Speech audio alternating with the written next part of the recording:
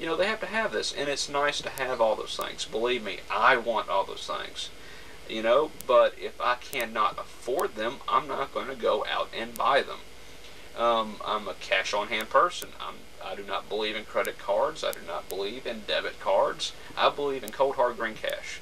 If I have the cash after paying all my bills and making sure my son is fed, my wife has everything she needs, I will indulge myself in something nice. That's a nice reward for me for taking care of them. And my wife takes care of me. She gets rewarded with whatever she wants because she is spoiled rotten. And so is my son. Very spoiled. Too much spoiled, throwing temper tantrums. But another turnoff for Christians, other than the fundamentalist thinking way that they go, is them condemning other people. And that's a big, big turnoff. And, you know, Christians claiming that the Bible is 100% true. I have to sit here and I have to look at it from both sides of the story, me being the neutral party and looking at both sides. Some pagans may look into it and go, you know, I might want to go over to Christianity. Let me check it out. So they look into it. They find many discrepancies in the Bible. They find a lot of things in there that you read that are quite, for me, sickening.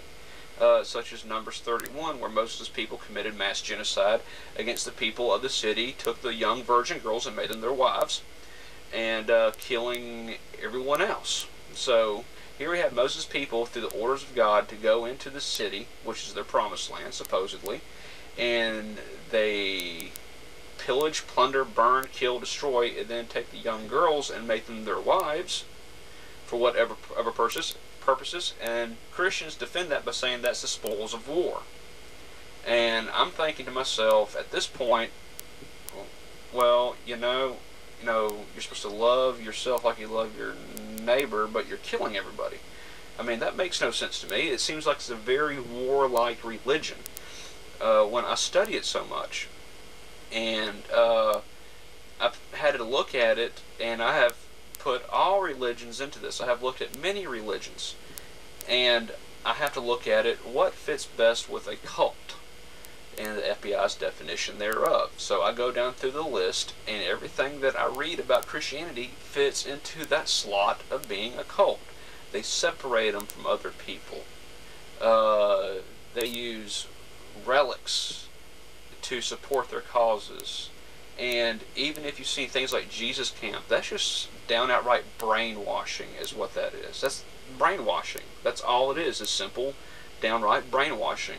You should not teach a child that young that certain people in this country are evil. Another thing that hurts Christians is that they like to relabel history. And this goes with the fundamentalist. Now, you know, this isn't for all Christians. This is for fundamentalists only. So, if you're a fundamentalist, comment. If you're a regular Christian, keep an open mind that I'm not exactly including you in this. Is that they like to rewrite history in this new part. They want to go back to traditional Christian values, which in 1652, that was hanging a mentally ill man or mentally retarded woman or sick person from a rope or burning them at the stake. If they were different, they killed them. And the Puritans came here to get for religious freedom, but yet denied it for others.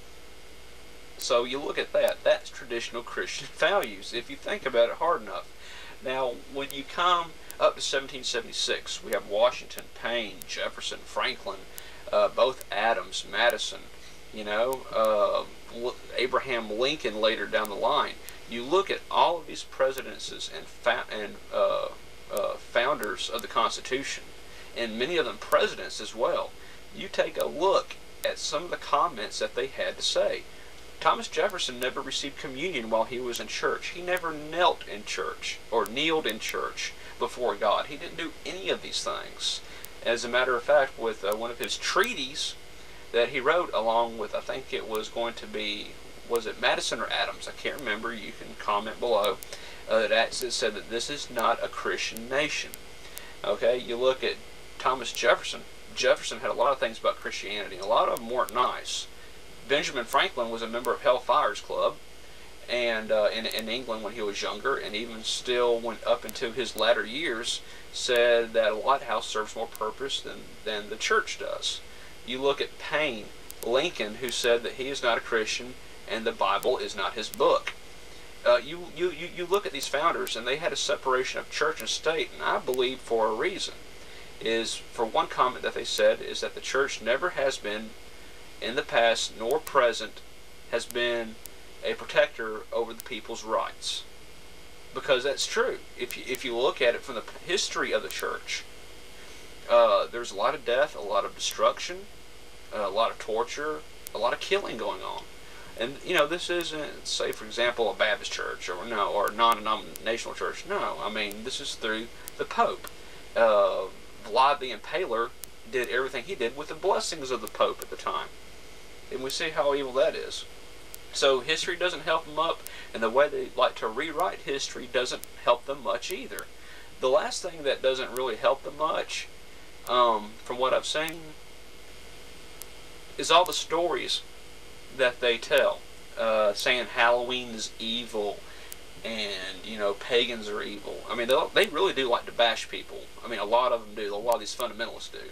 And the fundamentalist thinking that is spreading right now doesn't help them at all either. It's very, very negative, and it does affect the way people perceive things. Why does someone want to go with something that's going to be dominating over other people's beliefs and practices?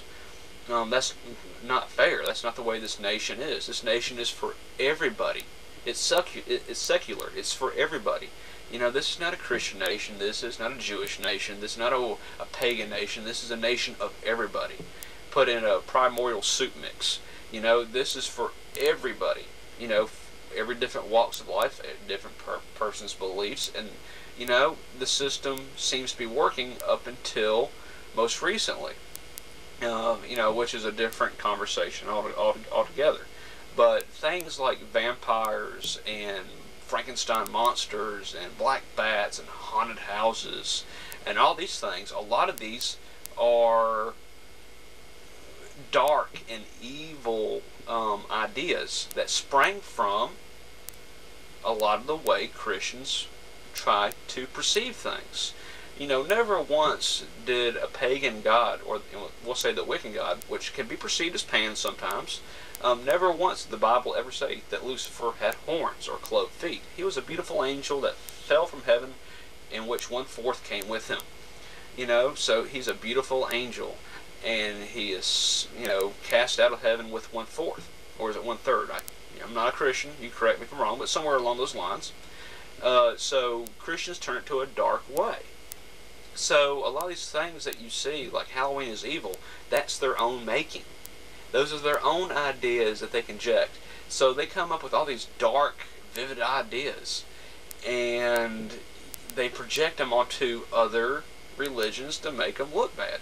And it's been accepted today now as fact, which it's not fact.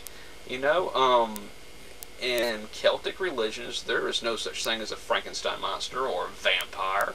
All those came from Christian ideas that are meant to slander others. And that's just what happened. And like I said, that's not all Christians. Those are the ones that take it too far. Because there was a lot of fundamentalists back in the day too. I'm sure that they were far, far worse.